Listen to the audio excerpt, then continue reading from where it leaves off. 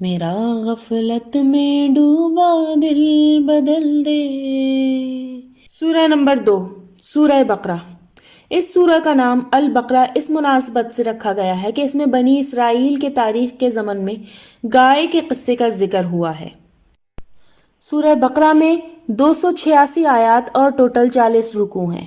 سورۃ البقرہ ایک مدنی سورت ہے۔ اس سورہ کے مضامین پر غور کرنے سے یہ معلوم ہوتا ہے کہ یہ سورہ حضور صلی اللہ علیہ وآلہ وسلم کی سربراہی میں ریاست مدینہ کے قیام کے بعد اس وقت نازل ہوئی جب مدینہ میں آباد یہودی قبیلوں کو اسلام کی دعوت پوری طرح دی جا چکی تھی اور اب ان پر حجت تمام کرنا مقصود تھا۔ گویا یہ اندازاً ہجرت نبوی کے چند مہینے بعد نازل ہوئی۔ سورۃ البقرہ کو سورہ فاتحہ کے بعد اولین سورہ بنانے کی وجہ یہ تھی کہ یہ بات ہر مسلمان کو معلوم ہے کہ حضور پر قرآن مجید کسی اور ترتیب سے نازل ہوا تھا اور پھر اسے حضور صلی اللہ علیہ وآلہ وسلم نے پروردگار کی ہدایت کے مطابق ایک دوسری ترتیب دی۔ حضور کے وقت میں امت مسلمہ کی نئی نئی تشکیل ہو رہی تھی، اس لیے قرآن مجید کا نزول اس ضرورت کے لحاظ سے ہوتا رہا۔ جب امت مسلمہ کی تشکیل ہو گئی تو پھر قیامت تک کے لیے قرآن مجید کے ذریعے سے اس امت کی تربیت اور تعلیم اولین ترجیح بن گئی۔ چنانچہ سورہ بقرہ اور اس کے بعد کی 3 سورتوں میں اس امت کو بنیادی ہدایت دی گئی ہے تاکہ یہ امت بحیثیت مجموعی اس پر عمل پیرا ہو۔ اس لیے اس سورت کو قرآن مجید کی موجودہ ترتیب میں اللہ نے مقدم کر دیا۔ سورۃ البقرہ شروع اللہ کے نام سے جو بے حد و بے حساب مہربان ہے اور جس کی رحمت ہمیشہ ہمیشہ کے لیے ہے۔ الف لام میم۔ الف لام میم حروف مقطعات ہیں اور ان کے معنی اللہ کے اور اس کے رسول کے سوا کسی کو نہیں پتہ۔ یہ اللہ کی کتاب ہے، اس کے کتاب الہی ہونے میں کوئی شک نہیں۔ یہ ہدایت ہے ان پرہیزگاروں کے لیے جو اس حقیقت کو بھی مانتے ہیں جو اس کے حواس سے پوشیدہ ہے، جو نماز کا اہتمام کرتے ہیں اور جو کچھ ہم نے انہیں بخشا ہے اس میں سے اللہ کے راستے میں خرچ کر رہے ہیں، جو اس کتاب پر بھی ایمان لاتے ہیں جو آپ صلی اللہ علیہ وآلہ وسلم پر نازل کی گئی اور ان کتابوں پر بھی جو آپ سے پہلے نازل کی گئیں، اور جو یوم آخرت پر ایمان رکھتے ہیں۔ یہی وہ لوگ ہیں جو اپنے رب کی ہدایت پر ہیں اور یہی لوگ فلاح پانے والے ہیں۔ اس کے برخلاف جن لوگوں نے انکار کا فیصلہ کر لیا ہے، اب ان کے لیے برابر ہے خواہ تم انہیں خبردار کرو یا نہ کرو، وہ بہرحال ماننے والے نہیں ہیں، اس لیے کہ ان کے دلوں اور کانوں پر اللہ نے بالآخر مہر لگا دی ہے اور ان کی آنکھوں پر پردہ پڑ گیا ہے، وہ سخت سزا کے مستحق ہیں۔ اے پیغمبر صلی اللہ علیہ وآلہ وسلم، ان لوگوں میں بعض ایسے بھی ہیں جو کہتے ہیں کہ ہم اللہ اور روز آخرت پر ایمان لائے ہیں، لیکن در حقیقت یہ لوگ مومن نہیں ہیں۔ یہ لوگ اللہ اور مومنوں یعنی صحابہ کرام رضی اللہ تعالیٰ عنہ کو دھوکہ دینا چاہتے ہیں، مگر در حقیقت یہ لوگ خود اپنے آپ کو ہی فریب دے رہے ہیں، مگر انہیں اس بات کا احساس نہیں ہے۔ ان کے دلوں میں حسد کی بیماری تھی جسے اللہ نے اور بڑھا دیا۔ ان کے جھوٹ بولنے کی وجہ سے ان کے لیے دردناک عذاب ہے۔ ان میں سے ایک گروہ کی مثال ایسی ہے جیسے اندھیری رات میں ایک شخص نے لوگوں کے لیے آگ جلائی، جب آگ نے سارے ماحول کو روشن کر دیا تو اللہ نے ان کی آنکھوں کی روشنی چھین لی اور انہیں اس حال میں چھوڑ دیا کہ اب تاریکی میں انہیں کچھ نظر نہیں آتا۔ یہی لوگ بہرے ہیں، گونگے ہیں، اندھے ہیں اور اب یہ کبھی نہیں پلٹیں گے۔ یا پھر ان میں سے ایک گروہ کی مثال یوں ہے جیسے آسمان سے بارش ہو رہی ہو اور اس میں سیاہ بادل اور کڑک اور چمک بھی ہو۔ یہ لوگ اس کڑک کے ڈر سے اپنی جانوں کے خوف سے اپنے کانوں میں انگلیاں ٹھوس رہے ہیں۔ اللہ ان منکرین حق کو ہر طرف سے گھیرے ہوئے ہے۔ بجلی کی چمک سے ان کی آنکھیں چندھیا رہی ہیں۔ جب بجلی چمکتی ہے تو یہ لوگ اس سے کچھ دور چل لیتے ہیں اور جب ان پر اندھیرا چھا جاتا ہے تو یہ رک جاتے ہیں۔ اگر اللہ چاہتا تو پہلے گروہ کی طرح ان کی آنکھیں اور کان سلب کر لیتا۔ بے شک اللہ ہر چیز پر قدرت رکھتا ہے۔ اے انسانوں، اپنے اس پروردگار کی بندگی کرو جس نے تمہیں بھی پیدا کیا اور تم سے پہلے گزرے ہوئے لوگوں کو بھی پیدا کیا تاکہ تم پرہیزگار بن جاؤ۔ یہ وہی اللہ ہے جس نے تمہارے لیے زمین کو فرش اور آسمان کو چھت بنایا، اسی آسمان سے پانی اتارا، پھر اس نے اس پانی کے ذریعے سے ہر طرح کی پیداوار نکال کر تمہیں رزق دیا۔ جب تم جانتے ہو تو دوسروں کو اللہ کا مد مقابل مت ٹھہراؤ۔ اے انسانوں، اگر تمہیں اس بات میں شک ہے کہ یہ کتاب جو ہم نے اپنے بندے پر اتاری ہے یہ پروردگار کی طرف سے ہے یا نہیں، تو جاؤ اس کی مانند ایک ہی سورہ بنا لاؤ اور ایک اللہ کو چھوڑ کر اپنے سارے حمایتیوں کو مدد کے لیے بلا لاؤ۔ اگر تم سچے ہو تو یہ کام کر کے دکھاؤ، لیکن اگر تم ایسا نہیں کر سکو گے، اور یقیناً ہرگز نہیں کر سکو گے، تو اس آگ سے ڈرو جس کا ایندھن یہ انکار کرنے والے لوگ بھی ہوں گے اور ان کے پتھر کے معبود بھی۔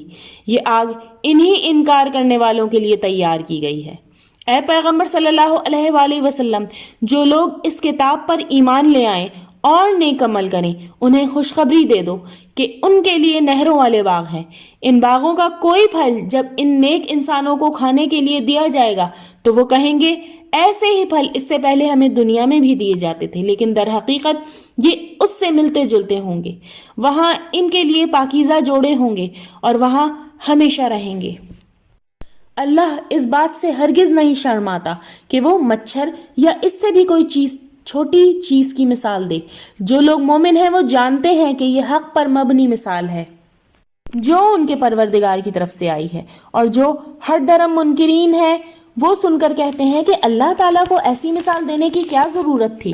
اس طرح اللہ ایک ہی بات سے بہت سے لوگوں کو گمراہ کر دیتا ہے اور بہت سے لوگوں کو صحیح راستہ دکھا دیتا ہے، مگر حقیقت یہ ہے کہ وہ صرف ان سرکشوں باغیوں کو گمراہ کرتا ہے جو اللہ کے ساتھ عہد باندھ لینے کے بعد اس کو توڑ دیتے ہیں، جو ان انسانی رشتوں کو کاٹتے ہیں جنہیں جوڑنے کا حکم اللہ نے دیا ہے، جو زمین میں فساد برپا کرتے ہیں۔ یہی لوگ ہیں جو دنیا اور آخرت دونوں میں نقصان اٹھانے والے ہیں۔ اے انسانوں، تم کس طرح اللہ کا انکار کرتے ہو حالانکہ تم بے جان تھے؟ اسی نے تم کو زندگی دی، وہی اللہ تمہاری جان لے لے گا، پھر وہی تمہیں دوبارہ زندگی عطا کرے گا اور اسی کی طرف سے تمہیں پلٹ کر جانا ہے۔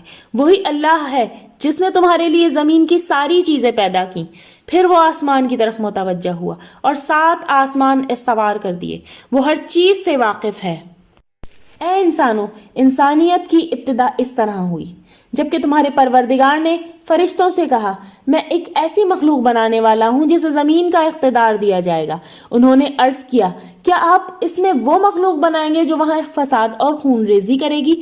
اور ادھر ہمارا معاملہ یہ ہے کہ آپ کی حمد و ثنا کے ساتھ آپ کی تسبیح تو ہم کر ہی رہے ہیں۔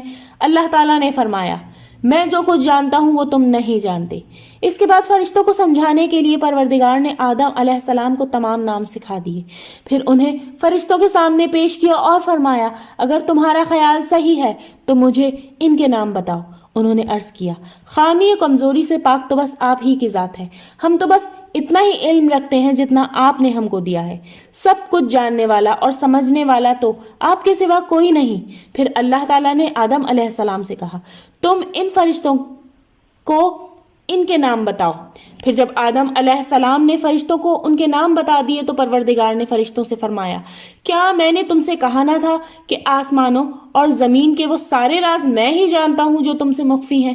میں جانتا ہوں جو تم کر رہے ہو اور جو کچھ تم چھپاتے ہو۔ وہ وقت بھی یاد کرنے کے قابل ہے جب ہم نے فرشتوں سے کہا کہ آدم کو سجدہ کرو تو وہ سجدہ ریز ہو گئے، مگر ابلیس نے انکار کیا اور اس نے انکار کیا اپنی بڑائی کے غرور میں مبتلا ہو گیا اور یوں انکار کرنے والوں میں شامل ہو گیا۔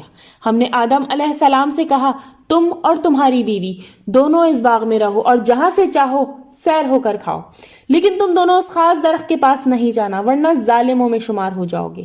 پھر شیطان نے ان دونوں کو اس درخت کی ترغیب دے کر ہمارے حکم کی پیروی سے ہٹا دیا اور جس حالت میں وہ تھے اس سے نکلوا کر چھوڑا۔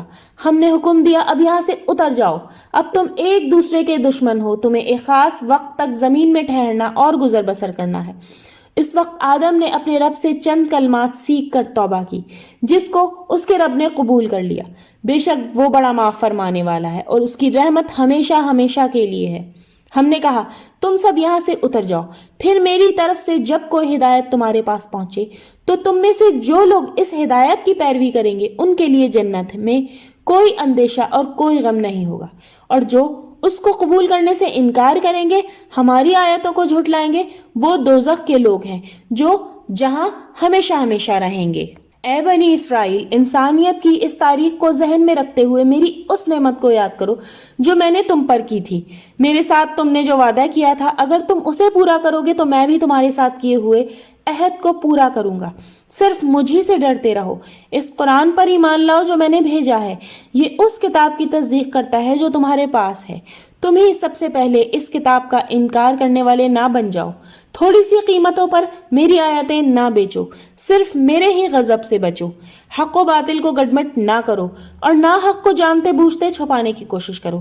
نماز کا اہتمام کرو، زکوٰۃ ادا کرو، اور یہ رسول کے ساتھی جو میرے آگے جھک رہے ہیں، ان کے ساتھ تم بھی میرے حضور جھک جاؤ۔ کیا تم دوسرے لوگوں کو نیکی کی تلقین کرتے ہو اور اپنے آپ کو بھول جاتے ہو، حالانکہ تم کتاب یعنی توریت کی تلاوت کرتے ہو؟ کیا تم لوگ عقل سے کام نہیں لیتے؟ صبر اور نماز سے مدد چاہو۔ اس میں شبہ نہیں کہ یہ سب بہت بھاری ہے، مگر ان کے لیے نہیں ہے جو اللہ سے ڈرنے والے ہیں اور جنہیں خیال ہے کہ آخر کار انہیں اپنے پروردگار سے ملنا اور اسی کی طرف پلٹ کر جانا ہے۔ اے بنی اسرائیل، یاد کرو میری اس نعمت کو جو میں نے تم پر کی تھی، اور اس بات کو کہ میں نے تمہیں دنیا والوں پر فضیلت دی تھی۔ اس دن سے ڈرو جب کوئی کسی کے کام نہیں آئے گا اور نہ کسی کی طرف سے کوئی سفارش قبول کی جائے گی، نہ کسی سے معاوضہ لے کر کسی کو چھوڑا جائے گا اور نہ ہی کسی کو کوئی مدد مل سکے گی۔ اے بنی اسرائیل، یاد کرو جب ہم نے تمہیں فرعون کے لوگوں سے نجات دی، انہوں نے تمہیں سخت عذاب میں مبتلا کیا تھا۔ وہ تمہارے بیٹوں کو ذبح کرتے تھے اور تمہاری عورتوں کو زندہ رہنے دیتے تھے۔ اس میں